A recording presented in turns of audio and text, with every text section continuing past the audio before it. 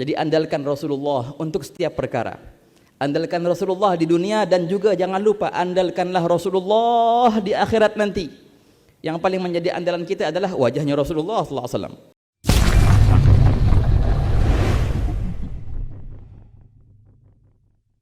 Alhamdulillah, senantiasa puja dan puji syukur kita haturkan kehadirat Allah Subhanahu wa taala atas limpahan nikmat inayah dan hidayah, nikmat taufik, dan atas nikmat Nabi Muhammad sallallahu alaihi wa ala alihi wa sahbihi wasallam yang merupakan sumber daripada semua nikmat itu. Karena Rasulullah lah adalah tujuan utamanya terciptanya manusia, sebagaimana dikatakan oleh Al-Imam Ibn Rajab Al-Hambali dalam Lataiful Ma'arif. Beliau berkata, fa inna Muhammadan sallallahu alaihi wasallam huwal maqsudu min khalqin naw'il insani bal huwa ainuhu wa khulasatuhu wa wasitatu 'iqdihi sallallahu alaihi wa ala alihi wa sahbihi wasallam. Beliau berkata, baginda Nabi sallallahu alaihi wasallam adalah tujuan utamanya dari terciptanya manusia, yang mana manusia itu adalah tujuan utama dari tercipta alam semesta. Oleh karena itu kita mendengar Al-Imam Abdurrahman Ad-Daibai, beliau menyatakan, al-kaunu isyaratun wa antal maqsud. Ya Rasulullah, alam semesta ini bagaikan isyarat yang dituju, yang ditunjuk oleh alam semesta itu siapa? Adalah engkau wahai baginda sallallahu alaihi Nabi Muhammad. Allahumma salli wa sallim alaih. Dan Rasulullah adalah nikmat yang terbesar yang Allah Ta'ala berikan kepada kita. Dan karena memang di antara namanya Rasulullah adalah ni'matullah. Ni'matullah. Dalam firman Allah Ta'ala, ya'rifuna ni'matallahi thumma yunkirunaha. Jumhurul mufassirin, kebanyakan ulama tafsir mentafsirkan ni'matullah di situ adalah Nabi Muhammad sallallahu alaihi wasallam. Tapi juga kalau seandainya kita menggunakan makna ini dan kita terapkan di ayat yang lain, maka akan timbul suatu makna yang sangatlah indah. Berkata Imam Sahal, nagalahu Al-Imam Al-Qadhi Iyad dalam Asy-Syifa, dalam firman Allah Ta'ala, wa in ta'uddu ni'matallahi la tuhsuha. Yang sering kita mendengar arti daripada ayat ini apa? Kalau seandainya kalian mau menghitung berapa banyaknya nikmat Allah, maka tak akan bisa kalian hitung. Betul, ikhwan. Al-ma'na sahih wa huwa al-asl. Dalam satu nikmat Allah ada ribuan nikmat, jutaan nikmat tak terhingga di dalam satu nikmat itu. Namun, kalau kita tafsirkan arti nikmatullah di ayat ini pula adalah Nabi Muhammad sallallahu alaihi wasallam, maka jadi apa artinya? Maka artinya adalah qala Sahal, ni'matullah bi Muhammadin. Ni'matullah Muhammadun. Kalau seandainya kalian mau mengetahui seberapa tinggi derajat Nabi Muhammad sallallahu alaihi wasallam, kalau seandainya kalian mau mengetahui seberapa banyak perangai indah Rasulullah sallallahu alaihi wasallam, kalau kalian mau mengetahui seberapa indahnya sosok baginda Nabi Muhammad sallallahu alaihi wasallam, sama jawabannya, la tuhsuha. Kalian tak akanlah bisa. Kalian tak akan bisa menghitungnya. Tadi kita dengar dari Habib Muhammad bin Syahab, ya, menukil dari perkataan Imam Qurtubi, lam yadhhar lana, tidaklah nampak kepada kita hakikat daripada kesempurnaan Rasulullah SAW. Karena memang yang hanya mengetahui hakikat Rasulullah hanya satu, ialah Allah Subhanahu wa taala.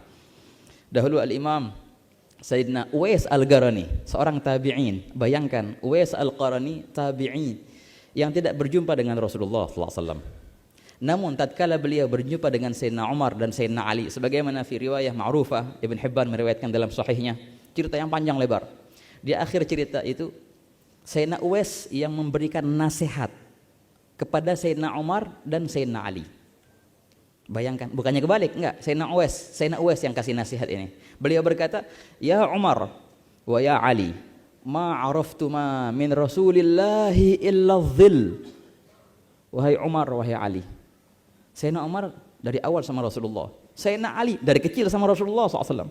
Sayyidina Uwais berkata kepada mereka, wahai Umar, wahai Ali, kalian ini tidaklah mengetahui Rasulullah melainkan hanya bayangannya sahaja.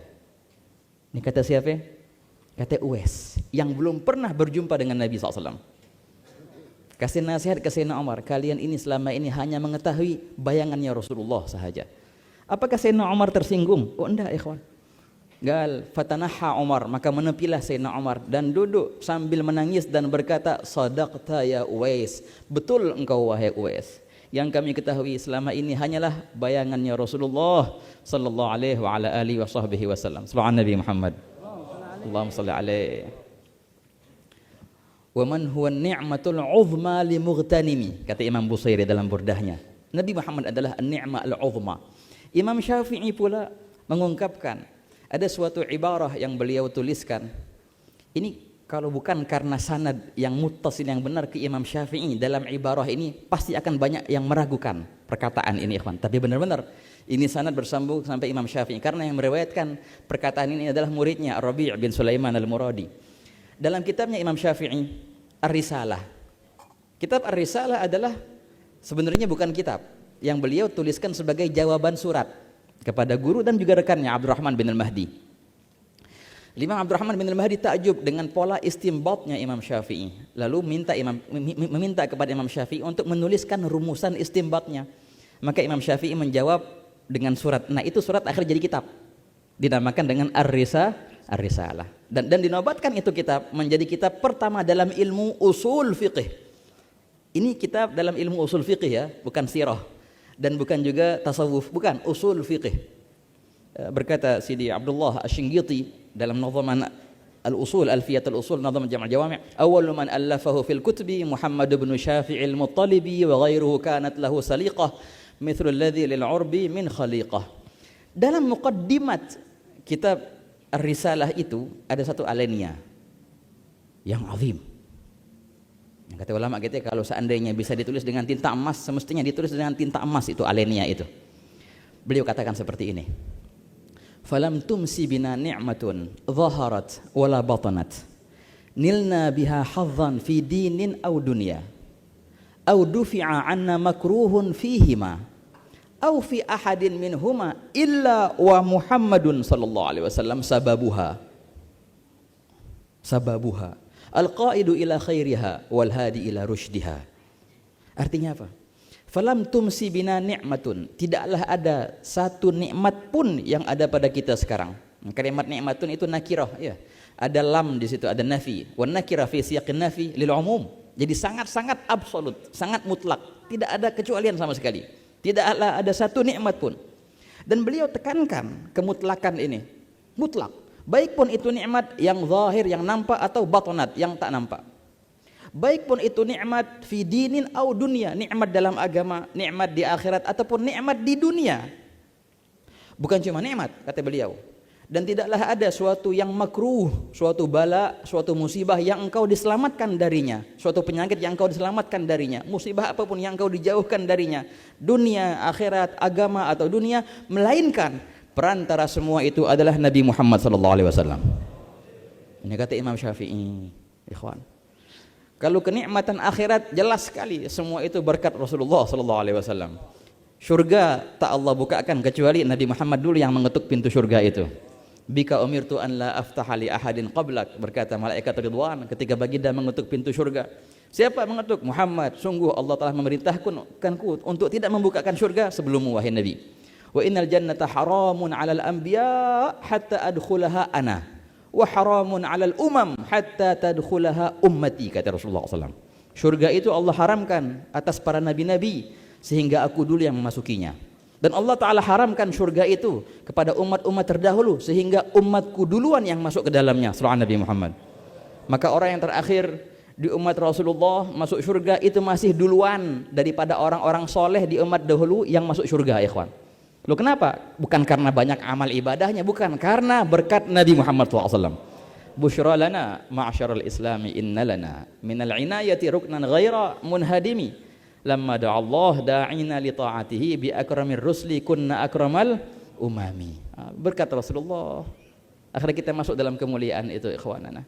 Itu kata Imam Syafi'i. Nah makanya katanya kalau untuk mendapatkan nikmat akhirat jelas sekali perantaranya adalah Rasulullah. Juga kata Imam Syafi'i, bukan cuma nikmat akhirat, nikmat dunia pun itu semua kita dapatkan berkat Nabi Muhammad SAW. Kalau kita renungkan cahaya yang kita nikmatin sekarang ini, umur yang kita nikmatin sekarang ini, kesehatan, penglihatan yang kita bisa melihat ini, dan program yang mulia ini kita bisa nikmati.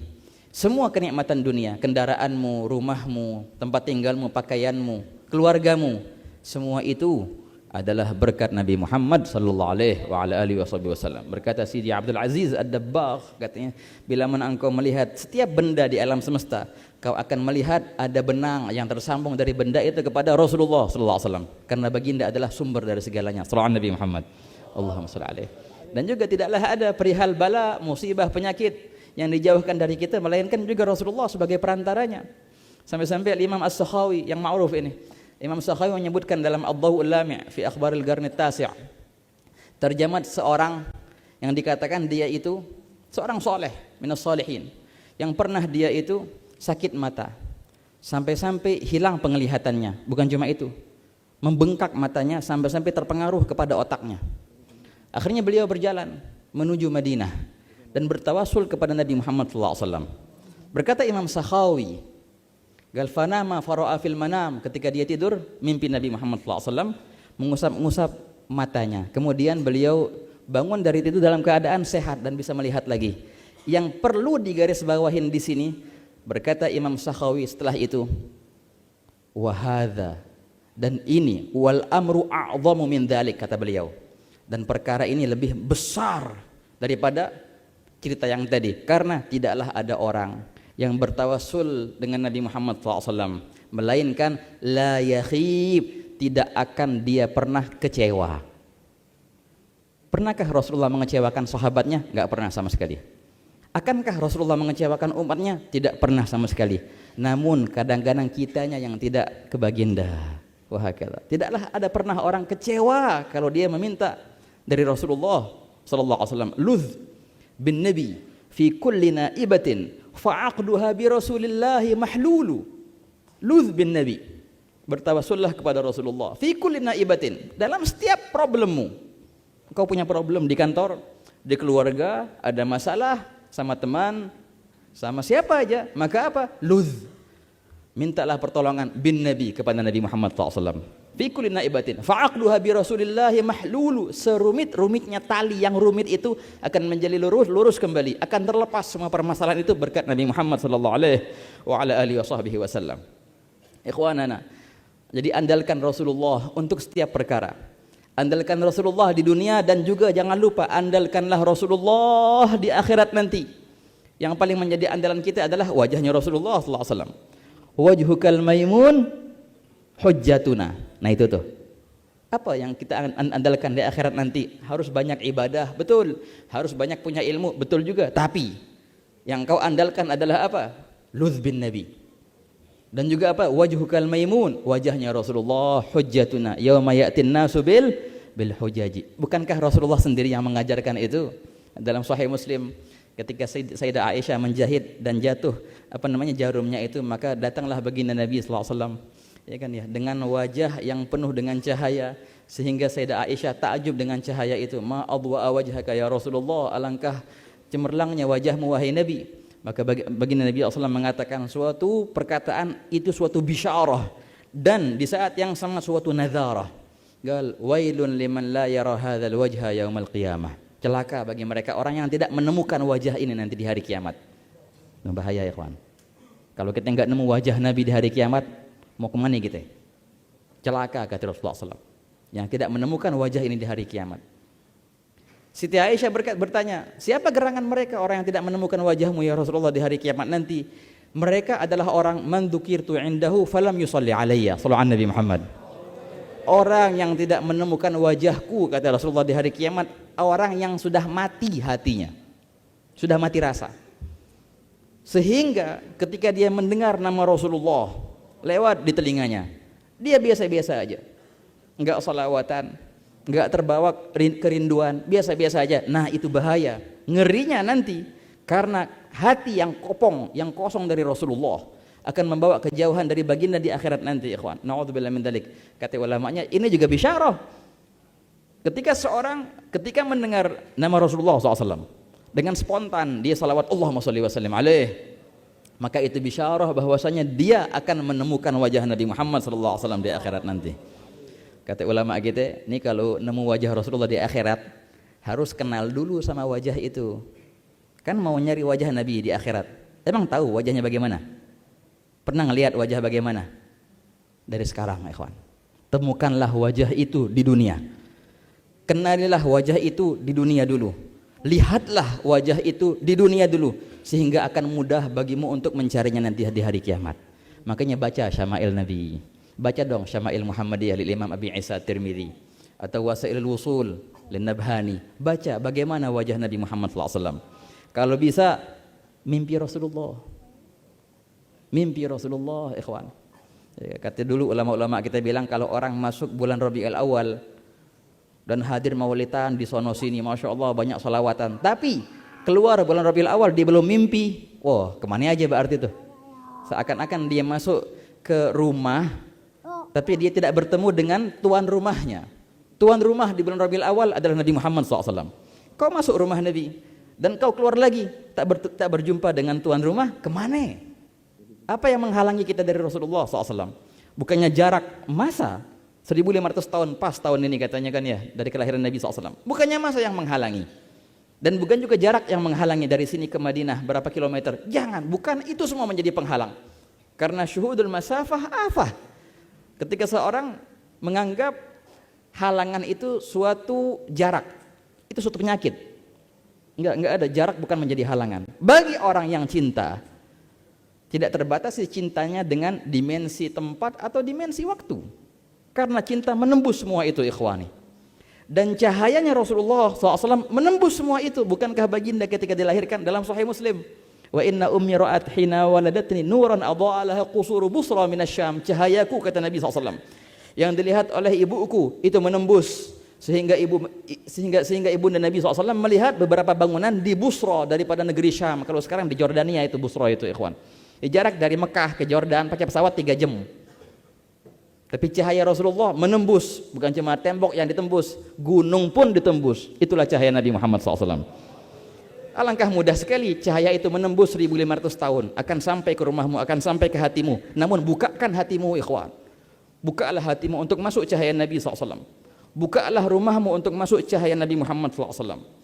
Bukalah hatimu untuk ketika mendengar nama Rasulullah tergerak hatimu, rindu kepada baginda. Fahtazza, dia akan bergetar. Tashtaqul liqa wa tahinnu. Itulah halul muhibbina kadza. Hakikat orang yang cinta kepada Rasulullah. Tatkala dia mendengar, mujarrad mendengar nama Rasulullah, rindu, pengen nangis, pengen berjumpa. Karena emang dia kenal sama Nabi Muhammad SAW. Al-Imam Malik bin Anas, ini ajib, ikhwan. Imam Malik bin Anas, Imam Darul Hijrah, ini diceritakan oleh As-Sakhawi dalam Al-Qaulul Badi' dan juga sebagian dinukil oleh Ghadhi'iyah dalam Asy-Syifa. Imam Malik bin Anas itu beliau punya pembantu. Nah, pembantu ini ditugaskan untuk jaga pintu, nyambut tamu kalau kita. Kalau ada tamu ditanya, kalian mau apa? Mau nanya masalah hukum syariat atau mau mendengarkan hadis?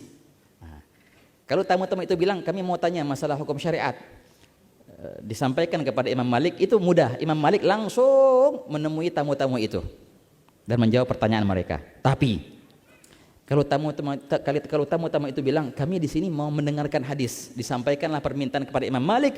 Imam Malik enggak langsung nemuin tamunya. Ngapain dia? Masuk ke dalam dulu. Ini setiap mau mendatangkan hadis, Imam Malik masuk ke dalam, mandi beliau, ikhwan, dan pakai baju yang paling bagus, pakai minyak wangi yang paling wangi, kemudian keluar dengan haibah dan waqarnya, dan duduk di manasoh yang khusus, tempat duduk khusus, dan barulah beliau mendatangkan hadis. Haddatsani fulan an sahibi hadhil hujrah sallallahu alaihi wasallam. Itulah Imam Malik bin Anas. Dan dikatakan ketika Imam Malik ini menyebutkan nama Rasulullah, itu beliau menangis dan sampai yanhani, membungkuk Imam Malik itu. Hatta yas'uba ala julasaihi, sehingga teman-teman duduknya Imam Malik yang hadir di majelisnya itu, kalau bahasa kita enggak kesampaian, kesian lihat Imam Malik sampai membungkuk-bungkuk itu ketika menyebutkan nama Rasulullah sallallahu alaihi wasallam. Sampai-sampai di antara mereka yang bertanya, "Ya Imam, ma baluka? Ada apa gerangan engkau wahai imam? Kami melihat engkau ketika menyebutkan nama Rasulullah begini terus keadaanmu, nangis ngebungkuk. Beliau jawab dengan jawaban yang luar biasa. Beliau bilang kayak gini, law ra'aitum ma ra'aitu lama ankartum min fi'liya hadza. Kalau seandainya kalian melihat apa yang pernah aku lihat, maka tidak akan kalian mengingkari perbuatanku ini. Mereka bertanya, memang apa gerangan yang pernah engkau lihat wahai imam? Nah, ini ikhwan, coba dengarkan. Ini cerita Imam Malik terhadap keadaan guru-guru dan rekan-rekannya. Walaqad ra'aitu Ayyub As-Sakhtiyani. Aku melihat seorang yang bernama Ayyub As-Sakhtiyani, yang dia itu tatkala menyebutkan nama Rasulullah sallallahu alaihi wasallam atau disebutkan di hadapannya, yabki hatta narhamah. Dia menangis sampai-sampai kita mengasihaninya. Kesian banget. Walaqad ra'aitu ahad syuyukhul qurra. Aku melihat Muhammad bin al-Munkadir.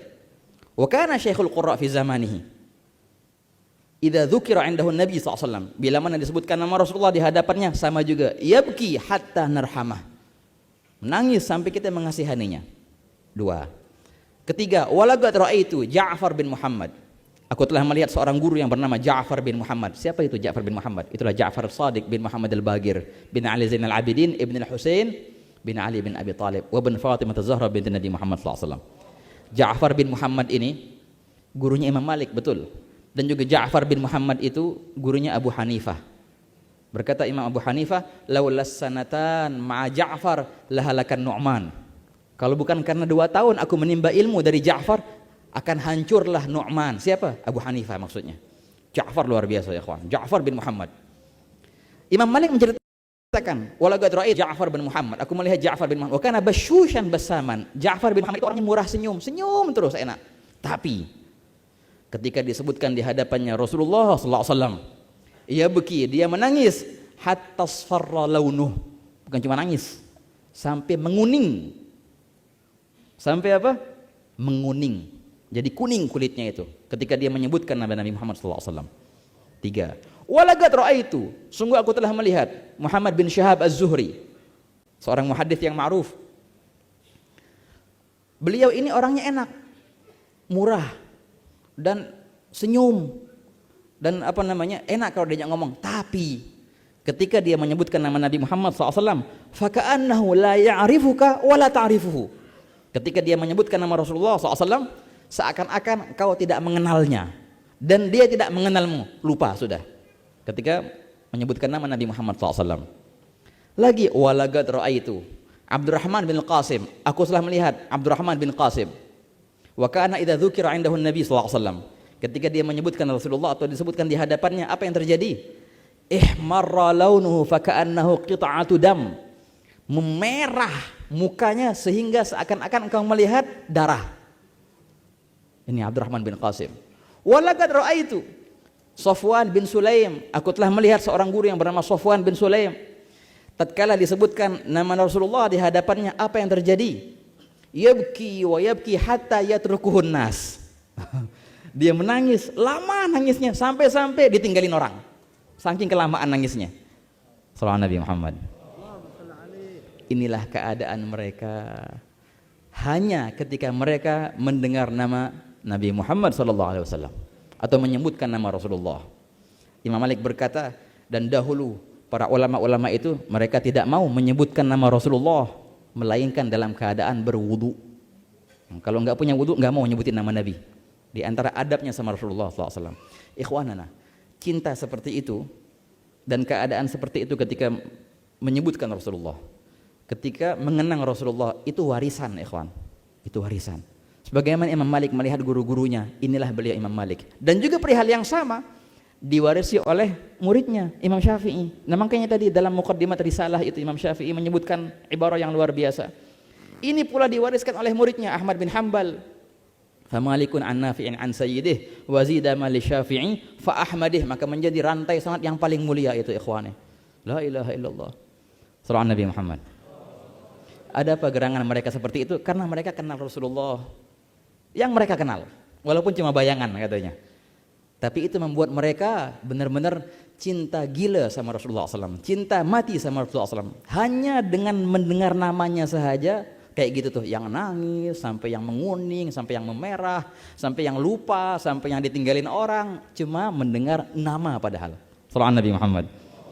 Ikhwanana, ayo kita bawa pulang Rasulullah. Dari acara Maulid ini, kita boyong Rasulullah. Sebagaimana para Ansor membawa pulang Rasulullah setelah Ghazwah Hunain.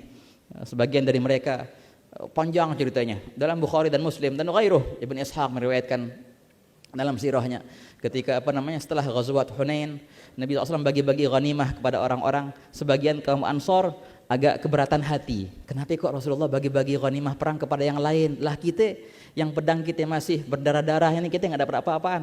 Panjang ceritanya. Di akhir cerita Rasulullah SAW duduk bersama mereka, hai kaum Ansor, kalian masih iri dengan orang-orang yang aku berikan mereka itu lu'a'ah, kata Nabi SAW, hal duniawi yang sepele, ata'allufu biha qulub, yang aku mendekatkan hati mereka yang baru masuk Islam, aku kasih mereka dunia. Dan aku tahu, aku yakin, aku wakilkan kalian keislaman kalian, aku wakilkan kalian keimanan kalian. Apakah kalian tidak rela? Mereka orang-orang itu yang baru masuk Islam, aku berikan mereka kambing, aku berikan mereka onta, harta-harta, namun kalian akan pulang ke Madinah membawa Nabi Muhammad SAW.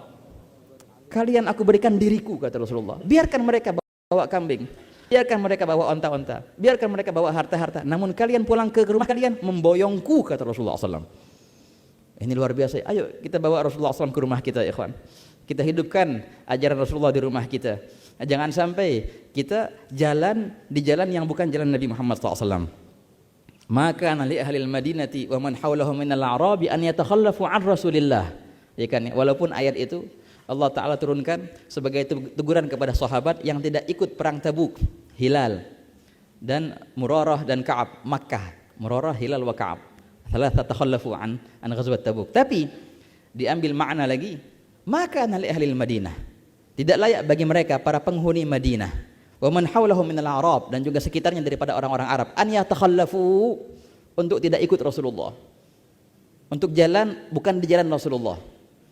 Berkata beberapa guru-guru kita, nah yang dimaksud dengan Madinah di sini bukan hanya kota Madinah. Yang dimaksud dengan Madinah di sini adalah Nabi Muhammad SAW. Loh kok bisa? Nah ya, dalam hadis yang lain baginda bersabda, ana Madinatul ilmi wa aliyun babuha, aku adalah Madinah ilmu. Jadi Nabi itu adalah Madinah di ayat itu, ikhwan.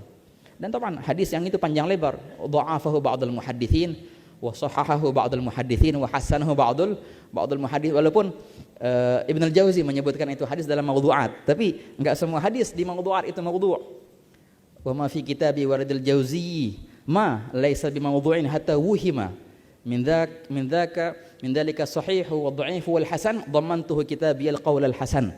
Min gharibi ma tarahu fihi fa'alami fihi hadithun min sahihi muslimi, kata Imam Suyuti dalam Alfiyat hadisnya, ikhwan. Jadi Nabi SAW adalah yang dituju dalam ayat itu sebagai Madinah. Jadi apa artinya? Maka li ahli Madinah, tak layak bagi mereka sebagai keluarga Rasulullah SAW. Cuma teguran untuk mereka saja. Wa man haul, dan juga orang-orang yang di sekitarnya daripada muhibbin, orang yang cinta kepada Rasulullah. Tak layak mereka itu an yatakhallafu, untuk tidak ikut, untuk telat daripada Rasulullah SAW. Ayo ikhwan, kita bersama Rasulullah SAW. Mulailah kebersamaan dengan baginda di dunia ini, mulailah kebersamaan dengan baginda di rumah kita, sehingga insya Allah kalau sudah sama Rasulullah di rumah kita, kalau sudah sama Rasulullah di keseharian kita, insya Allah sama Rasulullah pula nanti, ikhwanana, di padang mahsyar. Dan mulai kebersamaan yang hakiki itu kapan? Ketika sakaratul maut. Mulailah kebersamaan yang tiada habisnya sampai surga nanti, insya Allah. Amin ya rabbal alamin.